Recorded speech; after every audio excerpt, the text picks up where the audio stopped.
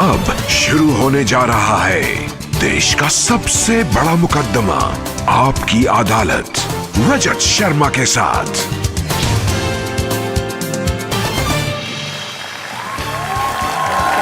Thank you.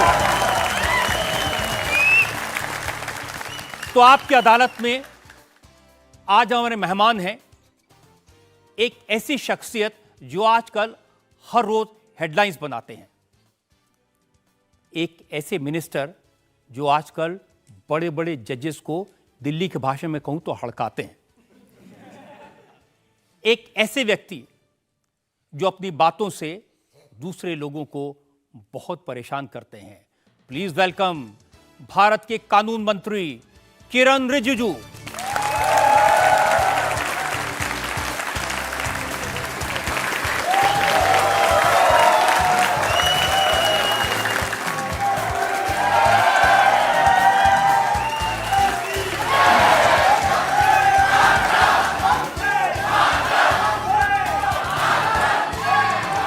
और आपकी अदालत के आज के इस खास शो में हमारे जज हैं टाइम्स ऑफ इंडिया के एडिटर दिवाकर,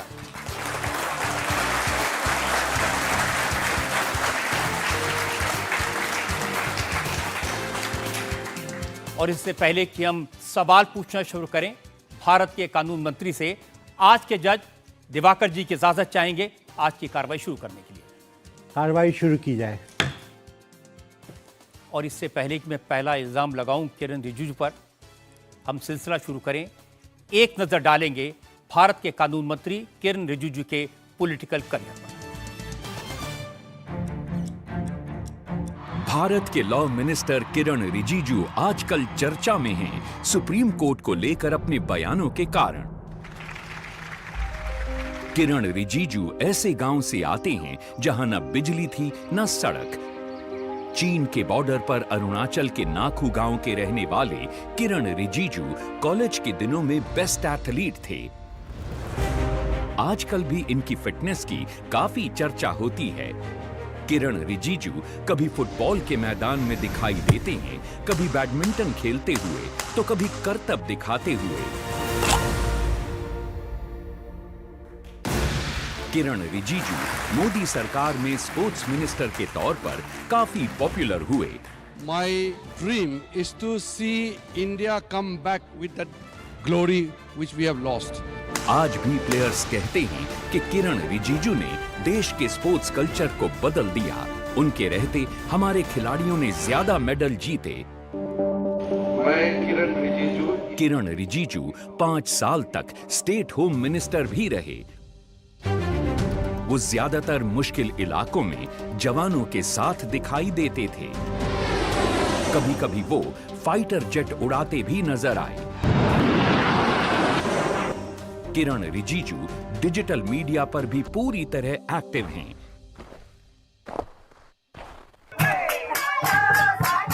इनके डांस का एक वीडियो काफी वायरल हुआ। प्रधानमंत्री मोदी ने भी उसे लाइक किया। किरण रिजिजू ने नॉर्थ ईस्ट के विकास के लिए काफी काम किया है। कानून मंत्री के तौर पर किरण रिजिजू ने कई क्रांतिकारी कदम उठाए हैं। दिल्ली यूनिवर्सिटी से लॉ ग्रेजुएट किरण रिजिजू आपकी अदालत में अपनी पैरवी खुद करेंगे।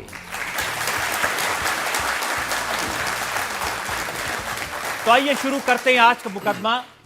आपकी अदालत में पहला इल्जाम किरण रिजिजू पर। आपकी अदालत में लॉ मिनिस्टर किरण रिजिजू पर इल्जाम है कि ये जुडिशरी पर कंट्रोल चाहते हैं।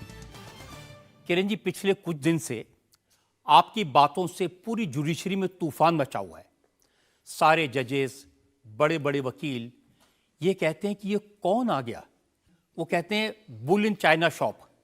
अगर हिंदी में ट्रांसलेट करूं तो उनकी दुकान में एक सांड घुस गया है।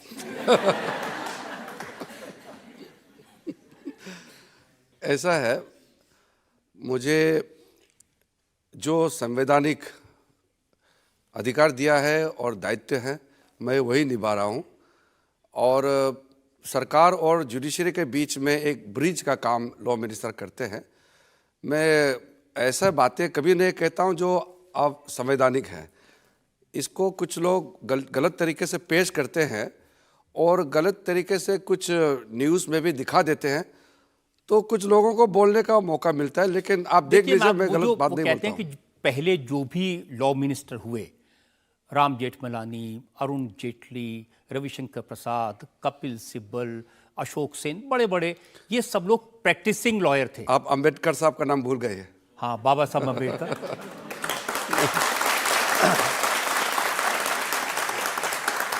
तो ये सारे कानून मंत्री प्रैक्टिसिंग लॉयर थे, वो जानते थे कि सुप्रीम कोर्ट कैसे काम करती है, वकील क्या काम करते हैं।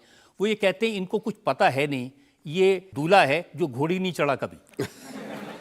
जो भी आज तक इस देश का लॉ मिनिस्टर बने हैं, वो कानूनी तौर पर उनका बहुत ज्ञान प्लस उसका अनुभव रहा है।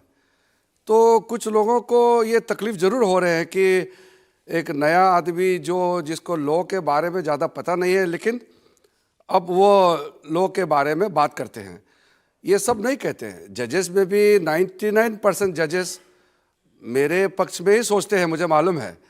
एक दो टिप्पणी कर सकते हैं, लेकिन कुछ वकील हैं जो दूसरे आइडियोलॉजी या दूसरे पॉलिटिकल पार्टी से जुड़े हैं और बड़े वकील हैं।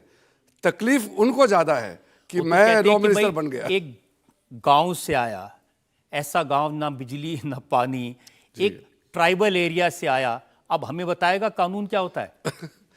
वो बात सही है। मैं तो बहुत छोटा गांव और जहाँ कुछ भी नहीं था, मोदी जी के प्रधानमंत्री बनने से पहले हमारे वहाँ लगभग 80% उन इलाकों में कोई ना रास्ता था, ना पानी का व्यवस्था, ना बिजली, कुछ भी नहीं था।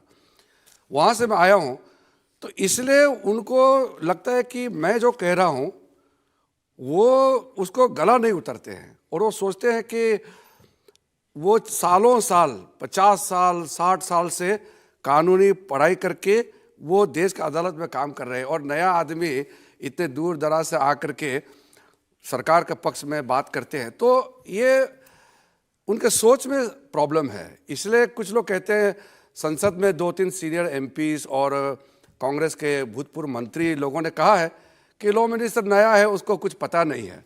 तो ठीक है, मैं नया हूँ, तो नया नया बातें सुनने को मिलेंगे। लेकिन देश के इतिहास में पहले ऐसा कोई कानून मंत्री नहीं हुआ, ऐसा कोई लॉ मिनिस्टर नहीं हुआ जितने जुडिशरी पर इस तरह से हमला किया। जो बातें अगर मुझे कहना चाहिए, अगर मैं उसको सही तरीके से कहता हूँ, उसको हमला नहीं मानना चाहिए। और जुडिशरी को हम सब मान्यता देते हैं, और भारत का लोकतंत्र अगर मजबूत से चल रहा है, उसका एक बहुत बड़ा कारण ये भी है कि भारत का जो न्याय प्रणाली है, जुडिशियल स्ट्रक्चर है, ये मजबूत है, रोबस्ट है। और इसलिए हम कहते हैं कि जुडिशरी के जो कामकाज में हम हस्तक्षेप नहीं करेंगे, और जुडिशरी भी एग्जीक्यूटिव और लेजिस्लेचर के कामकाज में हस्तक्षेप ना करे। बीच में एक लक्ष्मण रेखा जो खींचा हुआ है संविधान से, हमको ये प्राप्त हुआ है, उसको कोई पार ना करे तो ये देश के लिए भला होगा। आपने कुछ ज्यादा ही बड़ी लक्ष्मण रेखा खींच दी है। देखिए, मेरे पास में पिछले 7-8 दिन के अखबार हैं, अलग अलग क्षेत्रों के अखबार हैं। इनके हेडलाइंस क्या हैं? सुप्रीम कोर्ट ने संविधान का हाईजैक किया, किरण रिजिजू। कुछ लोग अपने आप को संविधान से ऊपर समझते हैं, किरण रिजिजू। किरण रिजिजू का जजों पर निशाना। किरण रिजिजू ने कहा कि जज चुनाव नहीं लड़ते। किरण रिजिजू ने कहा आईबी और रॉ की रिपोर्ट सार्वजनिक करना गंभीर चिंता का विषय है। किरण रिजिजू ने कहा सुप्रीम कोर्ट रॉन्ग है। अगर मैं पढ़ता रहूंगा शाम हो जाएगी, इतनी हेडलाइंस है, और आप कहने हमला नहीं करते। ऐसा है रजत जी, मोदी जी के नेतृत्व में सरकार 8.5 साल पार हो गए हैं, और 8.5 सालों में एक ऐसा उदाहरण आपको नहीं मिलेगा जो हमारे सरकार ने जुडिशरी के अधिकार को कम करने के लिए या जुडिशरी को नीचा दिखाने के लिए कोई काम किया हो। मैंने जितने बातें कहे हैं वो रिएक्शन में कहा है, मैंने अपने आप से ऐसे ही हवा में नहीं कह दिया। जब कुछ बातें जैसे सुप्रीम कोर्ट के बेंच से कहा गया है कि सरकार फाइल लेके बैठे हुए हैं, तो उसको मुझे जवाब देना ज़रूरी होता है लोकतंत्र में, कि हम फाइल लेके ऐसे नहीं बैठे हैं, बल्कि हम अपना प्रक्रिया में जो जो काम करना चाहिए वो कर रहे हैं। तो कोर्ट को भी सोचना चाहिए, हमको भी सोचना चाहिए कि ऐसे बातें ना कहे जो गलत मैसेज लोगों के ऊपर में जाए और लोग गलत समझे। पहले तो कोई लॉ मिनिस्टर जवाब नहीं देता था सुप्रीम कोर्ट को, आप अकेले ऐसे विरले आए हैं। नहीं, पहले भी जवाब देते थे और पार्लियामेंट का चर्चा में भी भाग लेते थे। और मैं खुद पार्लियामेंट में बोलता हूं कि जब मेंबर्स ऑफ पार्लियामेंट जुडिशरी के ऊपर में चर्चा करते हैं लोकसभा राज्यसभा में, तो ऐसा भाषा का प्रयोग ना करें जिससे जुडिशरी को नुकसान हो। मैं खुद ही कहता हूं, लेकिन कुछ चीज़ें हैं जो कोर्ट के ओर से या कोर्ट के जजों के ओर से कहीं पब्लिक प्लेटफॉर्म या कहीं कहा गया हो जो सरकार के प्रति वो अनुकूल नहीं है, तो मैं उसको बहुत ही सरल तरीके से उसको या तो जवाब देता हूं या स्पष्टीकरण करता हूं। तो उसको अब न्यूज़पेपर में आ गया है, लेकिन मेरा ये कभी भी मंशा नहीं रहा कि अब मैं मैं आपको गलत बात सरल कहूं। तरीके से एक दो एग्जांपल बताता हूं। सुप्रीम कोर्ट के कॉलेजियम ने रेकमेंड किया सौरभ कृपाल को हाई कोर्ट में जज बनाना है, आपने उनके पीछे आईबी और रॉ लगा दी। जो जजेस का अपॉइंटमेंट का प्रोसेस है ये बहुत ही संवेदनशील भी है और काफ़ी ऐसे चीज़ें हैं जो हम पब्लिक प्लेटफॉर्म में चर्चा नहीं कर सकते। तो मैं वो प्रक्रिया को तो चर्चा नहीं करूँगा, लेकिन सरकार जो भी फैसला करते हैं या जो भी कदम उठाते हैं वो सोच समझ करके ही और अपना एक पॉलिसी के तहत काम करते हैं। इसलिए उसको ना हमारे तरफ से ना जुडिशरी की तरफ से ऐसे चीज़ों को पब्लिक डोमेन में नहीं डालना चाहिए। लेकिन ये तो उन्होंने पब्लिक डोमेन में ला दिया ना।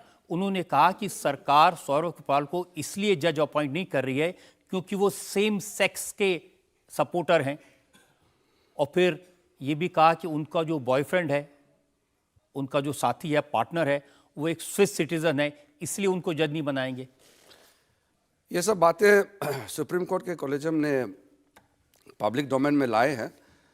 मैं अपने ओर से इसको प्रतिक्रिया नहीं देना चाहूँगा, क्योंकि जब मुझे कहना होगा जिस फोरम में एज अ लॉ मिनिस्टर और हमारे ऊपर में हमारे नेता आदरणीय प्रधानमंत्री जी बैठे हैं, उनके सोच उनके गाइडेंस के मुताबिक हम काम करते हैं। और कई ऐसी चीज़ें हैं जो मैं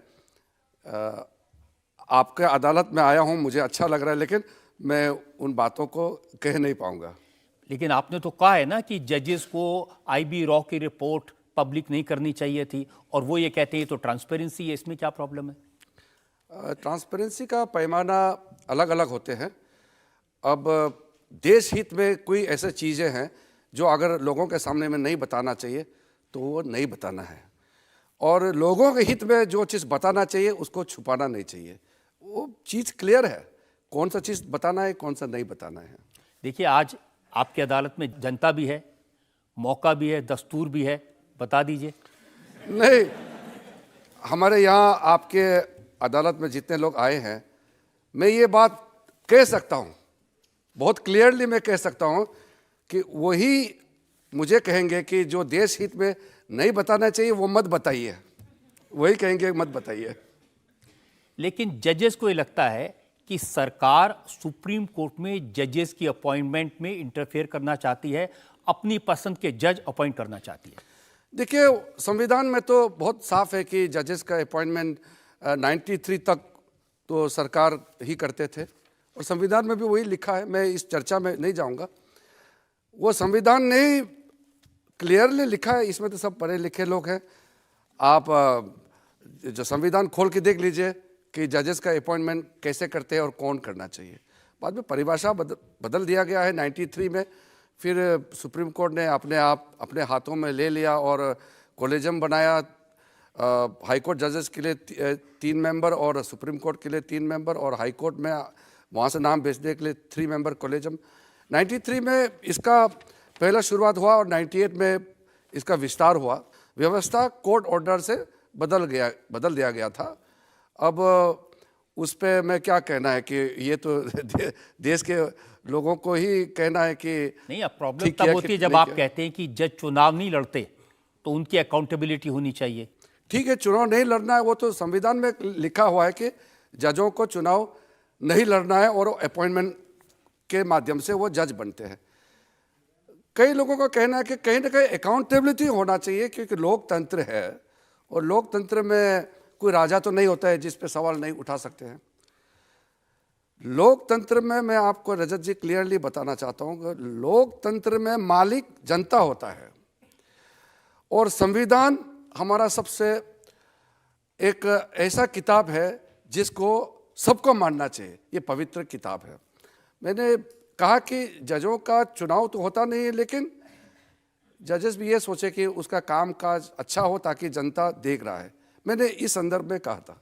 और साथ साथ ये भी कह दिया कि कुछ जजेस ने संविधान को हाईजैक कर लिया है।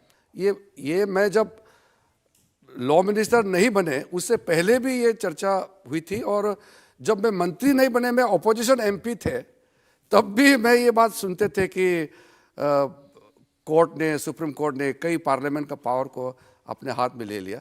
ये नया बात मैं कुछ नहीं कह रहा हूँ, ये बात चलती आ रही है और उसी को आजकल ज़्यादा सुनने को मिलता है। नया बात यह है कि आप जुडिशरी को कंट्रोल करना चाहते हैं। कंट्रोल कर ही नहीं सकता है और सोचना भी नहीं चाहिए।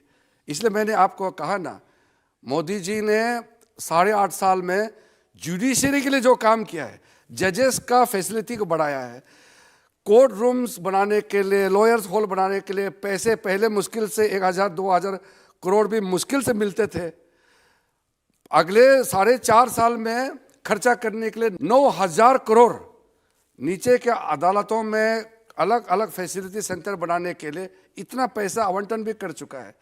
जो मोदी जी की सरकार ने जुडिशरी के लिए जो काम किया है उसका आधा भी पूर्व किसी सरकार ने नहीं किया। उसके बाद फिर हमको इल्ज़ाम लगाते हैं कि हम जुडिशरी को कब्जा करने चाहता है। ये सोचना भी गलत है, और अगर ऐसा कोई कहता है तो उसका सोच में जरूर होगा, क्योंकि रजत जी आपको मालूम होगा कमिटेड जुडिशरी का जो आर्गूमेंट इस देश में पहली बार इंदिरा गांधी जी के समय में आए थे, और उस समय जजों का सीनियरिटी को भी सुपर सेशन करके जूनियर जज को सीनियर जज बनाया गया था, इमरजेंसी लागू किया गया था, जुडिशरी को कंट्रोल में लाया गया था उस समय। और वो लोग हम लोगों को कहते हैं कि जुडिशरी को कंट्रोल करना चाहते हैं। आज बताइए एक उदाहरण जहां हमारे सरकार ने जुडिशरी को बातों को हमने नहीं माना, या जुडिशरी को हमने गलत तरीके से उसको नीचा दिखाने का कोई काम मैं किया देता हूं आपको उदाहरण। बताइए कुछ है तो। किरण रिजिजू लॉ मिनिस्टर, आपने कहा कि जजेस को सोच समझकर बोलना चाहिए, जजेस को जजमेंट की बात करने से पहले इधर उधर के कमेंट नहीं देने चाहिए। ये ओल्ड विजडम है, ए जज स्पीक्स थ्रू हिज जजमेंट, क्योंकि जो कोर्ट का फैसला वो अंतिम होता है, जब तो उसको बड़ा कोर्ट उसको रिव्यू नहीं करते हैं तो कोर्ट का फैसला फाइनल है। इसलिए कोर्ट में जो जजमेंट देते हैं जो जज साहब, वो जजमेंट में नहीं लिखेंगे और कुछ और टिप्पणी देंगे तो वो सही बात नहीं है। तो ये तो एज ए लॉ मिनिस्टर मुझे कहना ही चाहिए। आप उनको कहते हैं कि सुप्रीम कोर्ट के जजेस को बेल एप्लीकेशन सुनने की क्या जरूरत है, क्यों टाइम वेस्ट करते हैं? नहीं, मैंने ऐसा नहीं कहा कि सुप्रीम कोर्ट बेल नहीं सुनना चाहिए। मैंने ये कहा सुप्रीम कोर्ट सर्वोच्च हमारे देश का न्यायालय है, वहाँ बड़े मुद्दे जो होते हैं और जो कॉन्स्टिट्यूशनल मैटर है, संवैधानिक मुद्दे हैं, उस पर ज़्यादा ध्यान दे तो ज़्यादा अच्छा है। और बेल एप्लीकेशन अगर बहुत इंपॉर्टेंट बेल है, ह्यूमन राइट्स का इशू होता है, लिबर्टी का इशू हो सकता है, या किसी का फांसी देने का मामला हो सकता है, ऐसा मुद्दे जो होते हैं उसका बेल सुन सकते हैं। लेकिन आप 420 का कोई बेल का मुद्दा होगा वो भी सुप्रीम कोर्ट जाएंगे तो सुप्रीम कोर्ट का समय खराब होता है। इस दृष्टि से मैंने कहा था, मैंने कभी भी नहीं कहा कि सुप्रीम कोर्ट बेल पिटीशन नहीं सुनना चाहिए। देखिए, तभी तो जो बड़े बड़े वकील हैं वो कहते हैं कि इनको कुछ कानून की समझ नहीं है। जस्टिस कृष्णा अय्यर ने लिखा, bail not jail is the rule. Rule नहीं है, ये एक माना जाता है कि इस प्रिंसिपल से देखा जाना चाहिए कि पहला बेल मिलना अधिकार है, नहीं तो फिर जेल जाएंगे। ये एक लीगल विजडम का एक बात है, ये कोई रूल ऐसा तो है नहीं है। अब यही तो सुप्रीम कोर्ट की जजेस को लगता है कि एक आदमी ऐसे गांव से आया जहां पर गाड़ी नहीं थी, सड़क नहीं थी, वो बताएगा कि उनको क्या करना है और क्या नहीं करना है। नहीं, ये जज लोग ये नहीं कहते हैं। ये जो आप कह रहे हैं, ये कुछ कांग्रेस और कुछ पॉलिटिकल पार्टी के जो बड़े वकील हैं, वो पार्लियामेंट भी चलाना चाहता है और कोर्ट भी चलाना चाहते हैं। वो लोग ये बात कहते हैं या उकसाते हैं दूसरा को कहने के लिए। कांग्रेस के बड़े नेता हैं जयराम रमेश, उन्होंने कहा कि किरण रिजिजू जुडिशरी को धमका रहे हैं, ये पॉइजन पिल फॉर जुडिशरी है, यानी किरण रिजिजू न्यायपालिका के लिए जहर की गोली है। आप रजत जी खुले कैमरे में तो जज साहब तो कुछ कहेंगे नहीं, आप कैमरा बंद करके कभी किसी जज के साथ बात कीजिए। मेरे जो कामकाज या मेरा जो तौर तरीके हैं, किसी जज को पूछे कि उनको आपत्ति है क्या। सारे जज से जब हम मिलते हैं, हम उसी को ऐसे रूप देखते हैं कि एक दो इंसान आपस में मिलते हैं, कैसे पेश आना चाहिए। हम कोई एरोगेंसी, कोई धमकाने वाला ऐसा तो इंसान तो मैं हूं नहीं। तो ये कांग्रेस अपने आप सोच के बोलते हैं, ये जज नहीं कह रहे हैं, ये जुडिशरी नहीं कह रहे हैं, ये कांग्रेस ही कह रहे हैं ये बात। आपके एक और दोस्त है अरविंद केजरीवाल,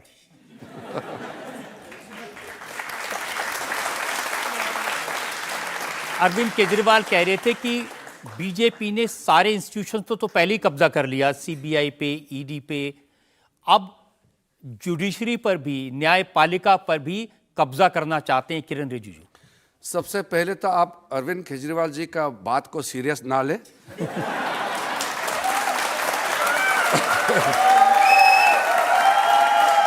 वो ऐसे ही कहने के लिए कह देते हैं और वो शायद याद भी नहीं रहता होगा उन्होंने ऐसे बातें कह दी है। वही अरविंद केजरीवाल जब मुख्यमंत्री बनने से पहले कहते थे कि संविधान को नहीं मानते हैं। वो एक तरह से एनार्किस्ट के मानसिकता रखने वाला है और वो कुछ अनाप शनाप बातें करते हैं। इनका जब हम लोग मिलते हैं एक दूसरे, अभी तो मुख्यमंत्री हैं तो हम लोग मिलते हैं तो फिर अच्छा से बातें होते हैं। मुझे ताज्जुब होता है कि बात करने में, देखने में तो भोला भाला है, लेकिन बाहर जाके ऐसे बातें क्यों कह देते हैं।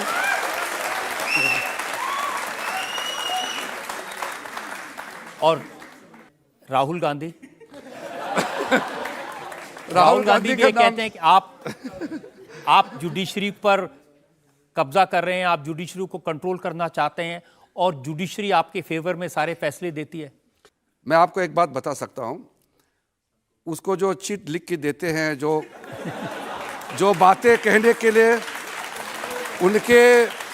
उनके जो एडवाइजर्स है जो कहते हैं वो वही कहते हैं। अगर वहां से भटक गया तो वो फंस जाते हैं और उसका पार्टी बचाने में 24 घंटे टाइम लगाते हैं। इसलिए लोग क्या क्या नाम देते हैं, लेकिन हम तो सम्मान देते हैं। वो सांसद है और कांग्रेस लीडर है तो हम लोग सम्मान देते हैं। लेकिन वो जो बातें करते हैं, मुझे लगता है कि बीजेपी को नुकसान नहीं, देश को नुकसान जरूर होता है उनके बातों से। और कपिल सिब्बल, वो तो लॉ मिनिस्टर रह चुके हैं, वो कहते हैं किरण रिजिजू को न कानून पता है, न सुप्रीम कोर्ट पता है, न वकील कैसे काम करते हैं ये पता है, और बन गए हैं लॉ मिनिस्टर। कपिल सिब्बल जी तो वरिष्ठ है। उन्होंने 4 महीने पहले एक वक्तव्य दिया था। उन्होंने कहा कि सुप्रीम कोर्ट से भरोसा उठ गया है। अब जो आदमी कहते हैं कि सुप्रीम कोर्ट को नहीं मानते हैं, वो मुझे इल्ज़ाम लगा रहे हैं, तो उसके पास तो इस तरह से बातें करने का हक नहीं है। वो जो उसको पैसे देते हैं उसी का केस लड़ते हैं, उसी का बात बोलते हैं। वो अपना इंडिपेंडेंट व्यू नहीं होते हैं। मैं बाकी वकीलों को तंज नहीं खींच रहा हूँ, मैं सिर्फ सिब्बल साहब को ही बोल रहा हूँ कि मैं भले गांव से आया हूँ, लेकिन मेरे पास भी सोचने का एक क्षमता है और मोदी जी ने विश्वास किया है तो कुछ सोच के ही भरोसा किया होगा ना। हाँ, लेकिन ये बड़े बड़े वकीलों को लगता है कि आप जो अंग्रेजी बोलने वाले वकील हैं उनके पीछे पड़े हुए हैं। आप कह रहे हैं सुप्रीम कोर्ट में भी रीजनल भाषा होनी चाहिए। ये रजत जी, मैं इसलिए कह रहा हूं कि आप लोग अंग्रेजी बोलते होंगे, कुछ लोग बुरा ना पाइए। जो अंग्रेजी ज़्यादा अच्छा बोलता है उसका कोर्ट फीस बहुत ज़्यादा होता है, उसको 20, 30, 40 लाख मिलते हैं, और जो हिंदी बोलते हैं उसको बहुत कम पैसे मिलते हैं। हमारे भारत देश में ऐसा क्यों प्रथा है बताइए। इसलिए मैंने कहा हाई कोर्ट्स में भी और सुप्रीम कोर्ट में तो है ही है रीजनल भाषा, भारतीय भाषाओं में, हिंदी में, तमिल में, तेलुगु में, बंगाली, मराठी, पंजाबी, जो भी भारतीय भाषा है उसमें भी बहस क्यों नहीं होना चाहिए कोर्ट में बताइए। अंग्रेजी ही क्यों होना चाहिए?